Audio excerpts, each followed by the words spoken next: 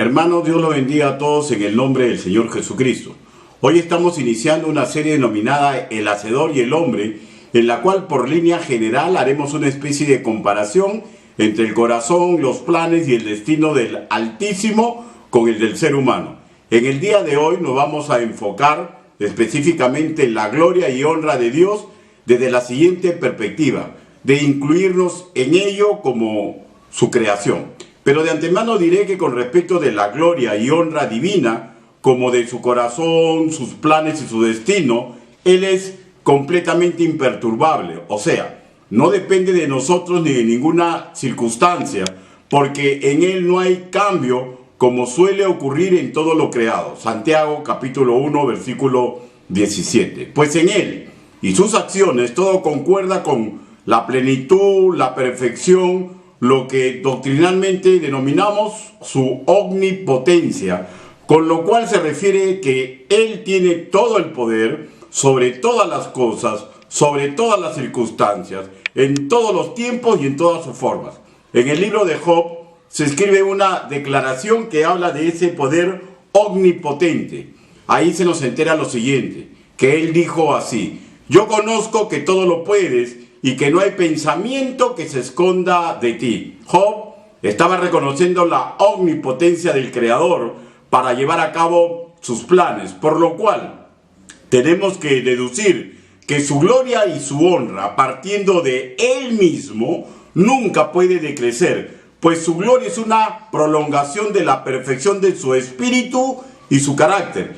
Por esa perfección es que el Hacedor merece y tiene todo el honor, y en sí no hay persona, repito, ni circunstancia que la pueda mermar. Ahora, si nos enfocamos en la gloria y honra divina desde la perspectiva de incluir a su creación en ello, he dividido esta exposición en 3 puntos. Primero, la creación está sí o sí involucrada en que se distinga la gloria y honra del Altísimo. Repito, la creación está sí o sí involucrada en que se distinga la gloria y honra del Altísimo.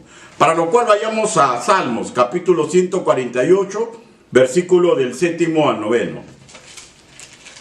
Salmos, capítulo 148,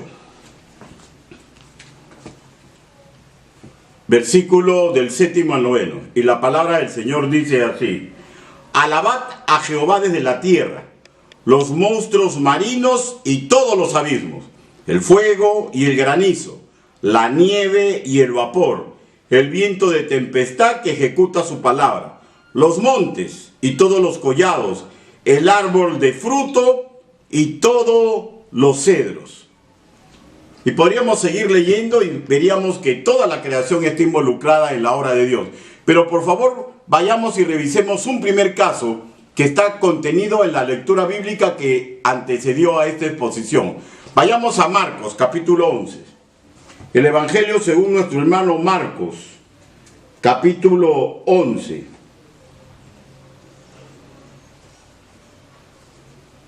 Capítulo 11, versículo del 12 al 14. Y la palabra del Señor dice así: al día siguiente, cuando salieron de Betania, tuvo hambre, y viendo de lejos una higuera que tenía hojas, fue a ver si tal vez hallaba en ella algo, pero cuando llegó a ella, nada halló sino hojas, pues no era tiempo de higos. Entonces Jesús dijo a la higuera: nunca jamás coma nadie fruto de ti, y lo oyeron sus discípulos. Un caso muy interesante, ¿no? Pero tenemos que comprender que Dios usa todas las circunstancias para hablar con respecto de sus misterios, para que nosotros podamos comprender. Este bloque escritural termina haciendo recordar que los discípulos oyeron. ¿Cómo reaccionaron en ese momento? No lo sabemos porque las escrituras callan. Si su mente fue crítica, si su razonamiento contendió con lo que dijo Jesús, si lo consideraron extremo, correcto, incorrecto, lógico, ilógico, no sabemos nada de eso. Lo que sí sabemos es lo que nos relata Marcos capítulo 11, versículo 20 y 21. Marcos capítulo 11, versículo 20 y 21, y dice así: y pasada por la mañana vieron que la higuera se había secado desde las raíces. Entonces Pedro, acordándose, le dijo: maestro, mira, la higuera que maldeciste se ha secado. En Mateo capítulo 21, versículo 20, se aprecia mejor el tema. Mateo capítulo 21, versículo 20. Dice así: respondiendo Jesús le dijo: de cierto os digo, que si tuvieras fe y no durareis, no solo harías esto de la higuera, sino que así este monte dijeres: quítate y échate en el mar, será hecho.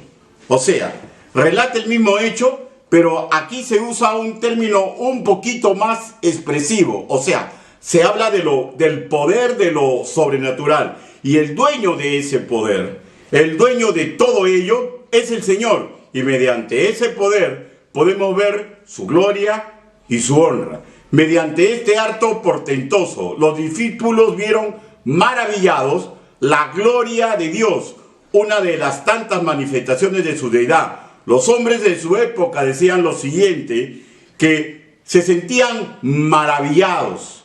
Y esto denota admiración típica del corazón de una persona que se está preparando para un encuentro con la divinidad. Mateo capítulo 8, versículo 27. Mateo capítulo 8, versículo 27, se escribe así: y los hombres se maravillaron, diciendo: ¿qué hombre es este que aún los vientos y el mar le obedecen? Mediante estos actos portentosos, los discípulos vieron maravillados la gloria de Dios. En el hecho sobrenatural de la higuera, que fue seca en forma, repito, sobrenatural, en que los elementos de la naturaleza obedecían sus palabras, resaltemos que mediante todo esto, no solamente los apóstoles, sino los que apreciaron algo de estos dos hechos y muchos más que están relatados en las Escrituras, mediante la naturaleza se daba uno cuenta que el honor y gloria que a él le corresponde se notaba porque hasta, vuelvo a repetir, la naturaleza se sometía a su voluntad. O sea, vemos que es imposible resistirse cuando ha dispuesto algo. Usaremos un término que involucra una acción soberana. Imposible que se desobedezca un designio suyo. Y esto habla de la gloria y honra divina que le corresponde solamente a un soberano absoluto. ¿De quién estamos hablando? Del Dios de las Escrituras. Segundo punto: todo ser humano, incluso los que ostentan mucho poder, deberían darle gloria y honra al Creador. Todo ser humano, incluidos los que ostentan mucho poder, deberían darle gloria y honra al Creador. Salmos, capítulo 29, versículo del 1 al 2. Salmos, capítulo 29, versículo del 1 al 2. Y dice la palabra de Dios: tributad a Jehová, oh hijos de los poderosos. Dar a Jehová la gloria y el poder. Dar a Jehová la gloria debido a su nombre. Adorar a Jehová en la hermosura de su santidad. Recordemos, por favor, mediante un tercer hecho que se encuentra en la lectura bíblica que antecedió a esta prédica, lo que estamos tratando. Cuando leamos Marcos capítulo 11, versículo del 15 al 17, veremos cómo su santa ira nos advierte de su sensibilidad ante el pecado, pero a su vez podemos notar que mediante su ira advierte al ser humano, por más poderoso que sea, que sería bueno que le dé la gloria y la honra a él. Marcos capítulo 11. El Evangelio según nuestro hermano Marcos, capítulo 11, versículo del 15 al 17, que está contenido en la lectura bíblica que tuvimos originalmente. Y la palabra del Señor dice así: vinieron pues a Jerusalén, y entrando Jesús en el templo, comenzó a echar fuera a los que vendían y compraban en el templo, y volcó las mesas de los cambistas y la silla de los que vendían palomas, y no consentía que nadie atravesase el templo llevando utensilio alguno. Versículo 17. Y les enseñaba diciendo: ¿no está escrito, mi casa será llamada casa de oración para todas las naciones? Mas vosotros la habéis hecho cueva de ladrones. Aquí, repito, vemos su santa ira que nos advierte de su sensibilidad ante el pecado. Lo que deseo resaltar es que los que pecaron groseramente comerciando en el templo supieron, o si desconocían, fueron enterados, fueron recordados de las cosas santas del Señor, que no era correcto usar los ambientes separados para Él, para darle honor y gloria al Creador, para comerciar. Asimismo, recordemos que lo hacían con la venia, con el permiso y en sociedad de los poderosos sacerdotes de aquel entonces, que a mérito de las acciones de Jesús se volvieron sus acérrimos enemigos. Y esto lo sabemos en el versículo que continúa. Marcos, capítulo 11, versículo 18. Y le oyeron los escribas y los principales sacerdotes, y buscaban cómo matarle, porque le tenían miedo por cuanto todo el pueblo estaba admirado de su doctrina. Todos sabemos las confabulaciones que continuaron realizando, que no terminaron en la cruz del Calvario, sino persiguieron a sus discípulos, a la naciente iglesia. Pues cuando ya Jesús no estaba con ellos, aún ellos seguían adorando en espíritu y en verdad, y por la lógica indica que el que así adora tiene que soportar los embates del mundo que se oponen a ello. Sepamos o recordemos que el miedo en ellos, los príncipes judíos, era que la muchedumbre que días antes lo había vituperiado, vayan detrás de Jesús, atentando esto contra su privilegio. O sea, digamos la situación tan cómoda y privilegiada en que ellos vivían, y ello catapultó su pérfida acción con ayuda de Judas, que derribaría en la muerte vicaria de Jesús en la cruz del Calvario. Ahora, si lo enfocamos con una perspectiva diferente, podríamos decir que sus acciones derivaron en la cúspide de la gloria y honor, por lo cual la segunda persona de la Trinidad habitó entre nosotros. Hablamos de su trabajo vicario en la cruz. Pero digo, qué triste participación para contribuir en la gloria y honra de Jesús el Cristo. Pero estas cuestiones nunca terminan en el hoy. Lo que ellos iniciaron en su hoy tendría consecuencias para su mañana. Lo que en la actualidad nosotros iniciemos en el hoy o el pasado mañana tendrá consecuencia al final de los tiempos. Pues toda acción mala o buena, corrupta o noble, de cada integrante de la humanidad, específicamente estoy hablando de aquellos que se declaran sus enemigos, o digamos en otra forma de hablar, aquellos que se niegan a rendirse ante Él, verán sus ojos divinos en su retorno como fuego consumidor. Permítame que le lea Apocalipsis, capítulo 14, versículo 7, que habla de un cántico celestial que está relacionado con el tema. Apocalipsis, capítulo 14, versículo 7, dice así: diciendo a gran voz, temed a Dios y dadle gloria, porque la hora de su juicio ha llegado, y adorar a aquel que hizo el cielo y la tierra, el mar y las fuentes de las aguas. Este cántico, repito, antecede que toda rodilla se hincará, dándole honor, gloria, adoración, reverencia al Señor Jesucristo. Todo creyente en Cristo Jesús deberíamos tener todo esto sumamente claro. No porque nos vaya a suceder a nosotros, pero ¿por qué digo que tenemos que tenerlo sumamente claro? Porque en nuestra familia, en las personas que decimos estimar, en aquellas personas que circunstancialmente Dios nos lo pone en nuestro camino, nosotros tenemos mandato para ser herramientas humanas, para los que aún no claudican ante el Señor, tengan oportunidad de hacerlo, pues sabemos que nadie podrá ser salvo si menosprecia el trabajo vicario en la cruz del Calvario. Ese énfasis por ayudar a las almas perdidas fue la que tuvo la iglesia primitiva. Y esto lo llevó a magníficos resultados. Podemos con claridad decir que cuando cualquier creyente en Cristo Jesús crece en esta perspectiva, habrá logrado su propio génesis.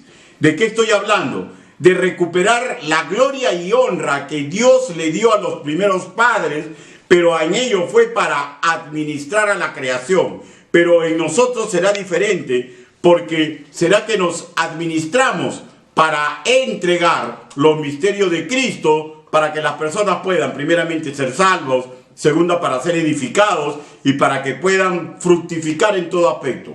Es esta óptica la que nos debe apoyar en nosotros. Pero, ¿qué resulta? Si logramos cimentarnos en esto, lo que ocurrirá es que buscaremos su intimidad, y al buscar intimidad con Él, no solamente será bueno para nuestra realización personal y felicidad, sino que también nos mejoraremos para la gran comisión, para que la gloria y la honra divina sea cantada por ellos, no en al final de los tiempos, cuando ya no haya algún tipo de misericordia para que sean perdonados, sino para que lo canten en cualquier lugar, en cualquier sitio, porque se han humillado al Señor Jesucristo y le están dando el honor que solamente Él merece. Y en esto nosotros habemos contribuido correctamente. Lo que nos lleva al tercer punto. El creyente, sí o sí, deberá involucrarse en darle gloria y honor al Creador. El creyente, sí o sí, debería involucrarse en darle gloria y honor al Creador. Para lo cual vayamos a Primera de Crónicas, capítulo 29, versículo 13. Primera de Crónicas, capítulo 29, versículo 13. Y la palabra del Señor dice así: ahora pues, Dios nuestro, nosotros alabamos y loamos tu glorioso nombre.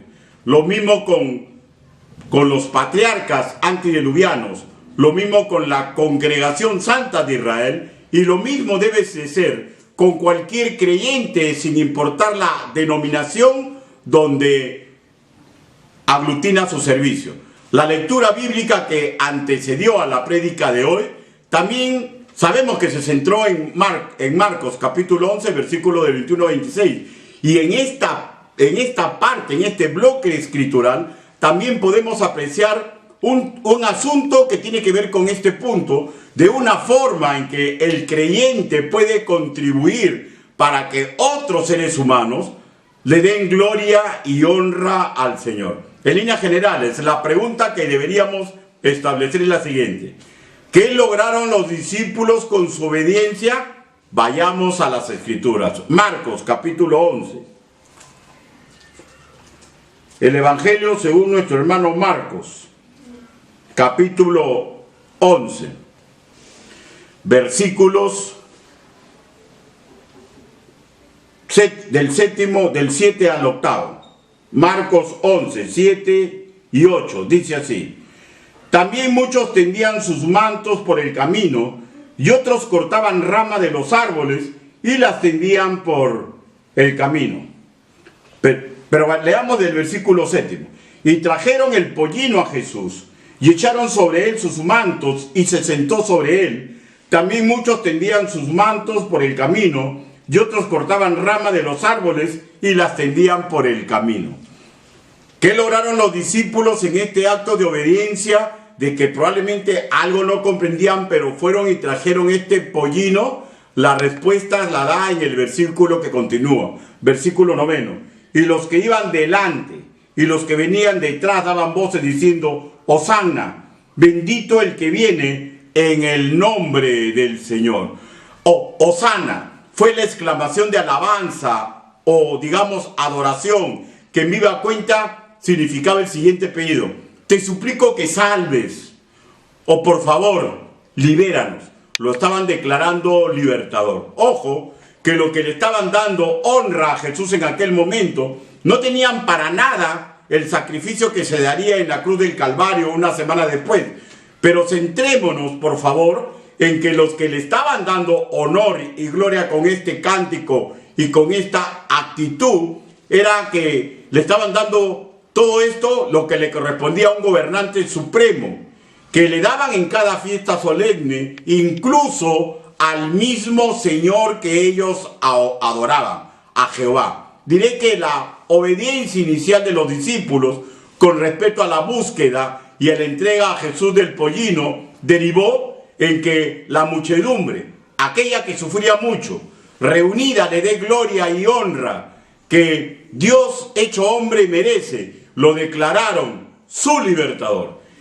Es visión muy corta en un creyente buscar su honor y gloria en base principalmente a un trabajo secular y nada más.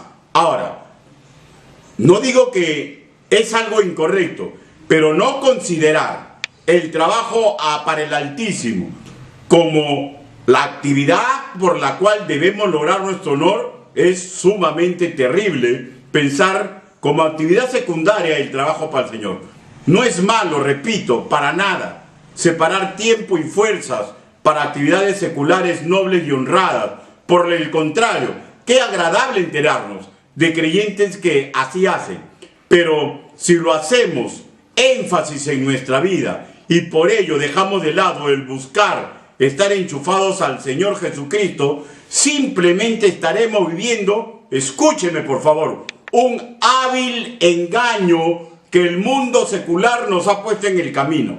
Que sí o sí, en esta vida, llegaremos a apreciar los malos resultados espirituales que se logren. Porque cualquier cosa que hagamos, por más noble y honrada que sea, si lo desenchufamos del Señor Jesucristo, no servirá para nada. Porque el Señor dice, yo soy la vid, vosotros los pámpanos, lejos de mí, nada bueno podréis hacer. Y la verdad del asunto, que cuando nuestros libros sean abiertos, esto se sabrá con suma claridad. Porque, repito, todo aquello secular, desenchufado del Señor Jesucristo, no tiene ni el más mínimo valor para el hacedor. Primera de Corintios, capítulo 3, versículo del 13 al 15. Primera de Corintios, capítulo 3, versículo del 13 al 15.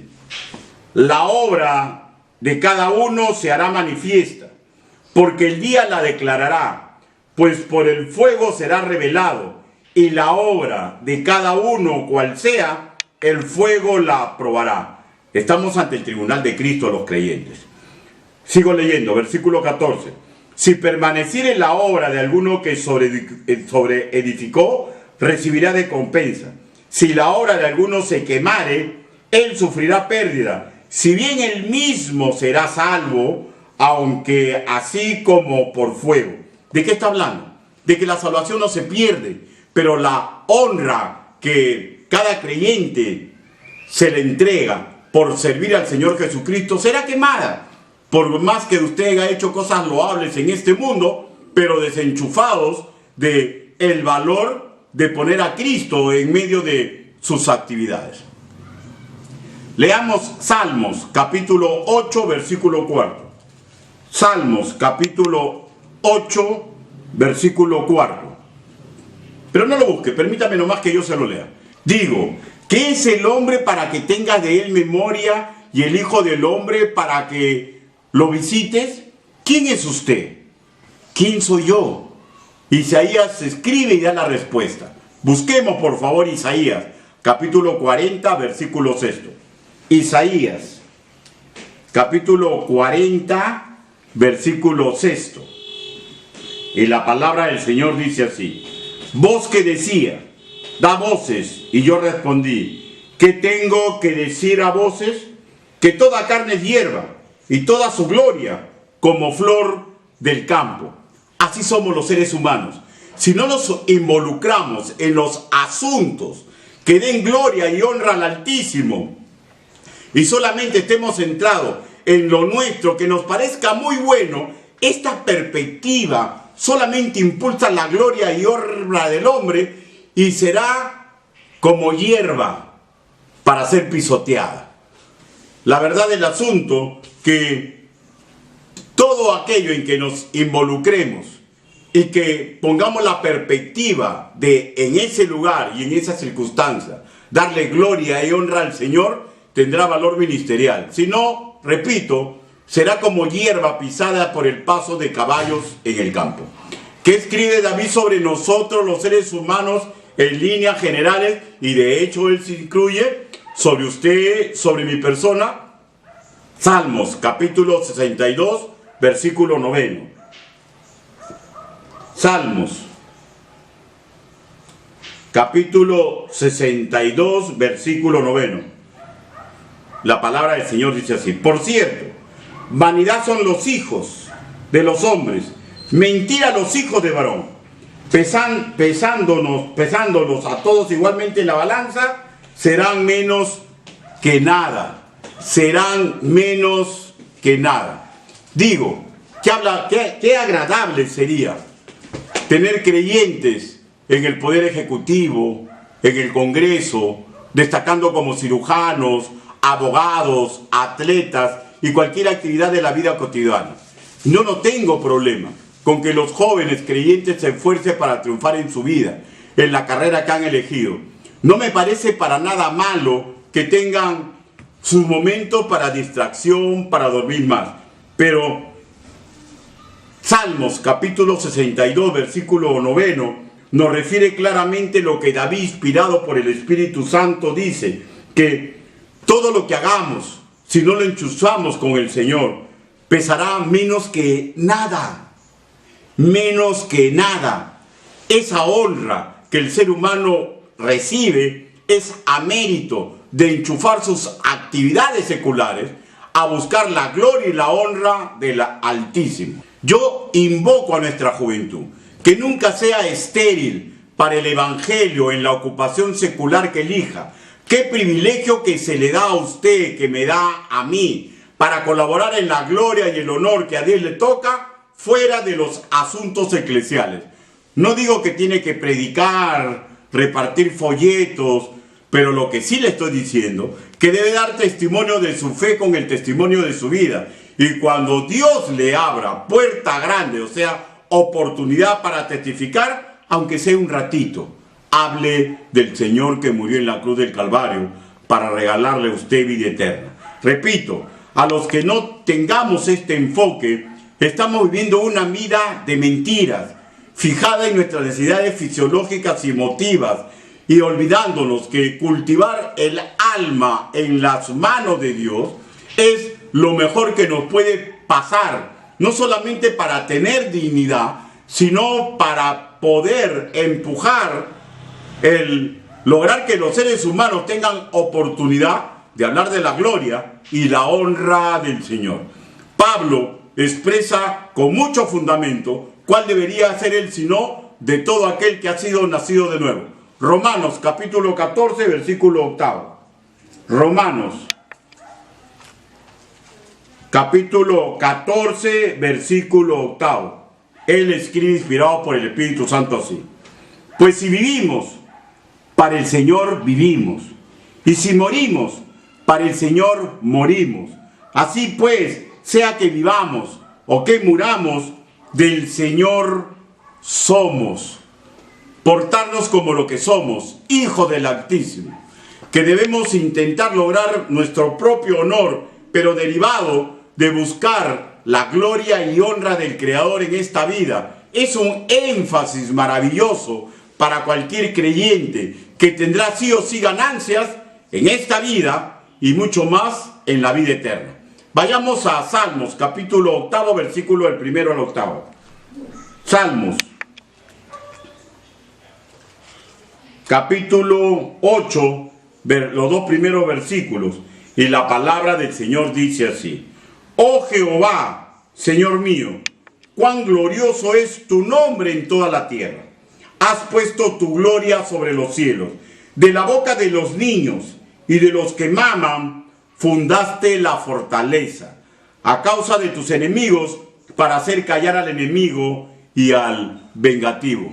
Dios, en la persona del Señor Jesús, nos visitó y murió en la cruz del Calvario para reunir un pueblo santo que con fuerza busque se difunde el santo nombre en todo confín de la tierra y nos insta que hablemos como niños, con esa fe, con esa esperanza, con ese ahínco. Nos insta a tener fe y esperanza, como tienen aquellos infantes que maman la teta de la madre, sabiendo que ese acto les va a traer lo mejor en ese momento.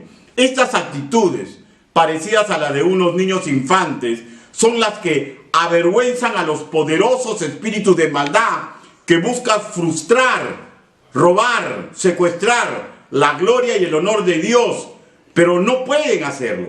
Pero lo que sí pueden hacer es que esa gloria y honor en el hoy no sea cantada por la creación, por los seres humanos. Por lo tanto, nuestro trabajo evangelístico, misionero, educador que le fue entregado a la iglesia es esforzarnos para que esto no pueda ser y que los seres humanos alaben y canten y den gloria y honor al Señor. Dios es soberano y tiene esta forma de trabajar, repito, usarnos a nosotros, sus hijos adoptivos, para avergonzar a las poderosas potestades de maldad que intentan, mediante su trabajo pérfido, evitar que la iglesia haga lo que tiene que hacer. Escúcheme, por favor, no lo busque. Mateo, capítulo 21, versículo 16, se escribe así. ¿Oyes los que estos dicen? Y Jesús le dijo, sí, ¿nunca leíste de la boca de los niños y de los que maman, perfeccionaste la alabanza? Esa dignidad con que se comportan esos niños, esos inocentes, debemos darnos cuenta. Niños que son seres humanos, que son capaces de dejar de jugar, que son capaces de sosegar sus rabietas, sosegar sus cosas que le convienen, que son capaces de pasar hambre y mil penurias, que son capaces de tumbar sus propias ilusiones para buscar que la gloria y la honra del Altísimo se den en los seres humanos, es algo que todos deberemos buscar. Para casi terminar, leamos Salmos, capítulo 8. Salmos, capítulo 8, versículo del 4 al 6. Digo, ¿qué es el hombre para que tengas de él memoria? Y el Hijo del Hombre para que lo visites. Lo has hecho poco menor que los ángeles y lo coronaste de gloria y de honra. Le hiciste señorear sobre las obras de tus manos, todo lo pusiste debajo de sus pies. Creo que es claro, ¿no? Que está hablando de Adán y Eva, que le dio ese magnífico tesoro para que ellos busquen su gloria y su honra administrando la creación. Eso ya no regresará en este estado de cosas. Pero repito, lo que sí podemos administrar es nuestra vida para ir en pos del ministerio de la reconciliación, para que otros seres humanos puedan darle la gloria y la honra que solo Dios merece. Permítame guiarlos en una oración congregacional. Bendito Padre Celestial, gracias Señor por darnos ese privilegio de poder colaborar en que otros seres humanos le den gloria, honra y honor a usted. Gracias Señor por permitirnos, Señor, y educarnos para que con nuestra vida nosotros demos honra y gloria a usted, Señor. Gracias Señor por todas las posibilidades que usted nos da para que nosotros crezcamos en honor, Señor, para que ganemos, Señor, sus ricas coronas. Gracias, papito lindo, por no solamente su misericordia, sino por su paciencia, Señor, por saber esperarnos durante toda la vida, Señor, para que nosotros, Señor, hagamos lo justo y lo correcto. Papito lindo, no solamente le damos gracias, sino le pedimos, por favor, que renueve en nosotros las fuerzas para poder enfocar todo lo que hacemos en lo secular, para darle la gloria y la honra que usted siempre merece y que nadie puede mermar. Así le pedimos, así le suplicamos, en el nombre bendito del Señor Jesucristo. Amén. Hermanos, gracias, que Dios me los bendiga.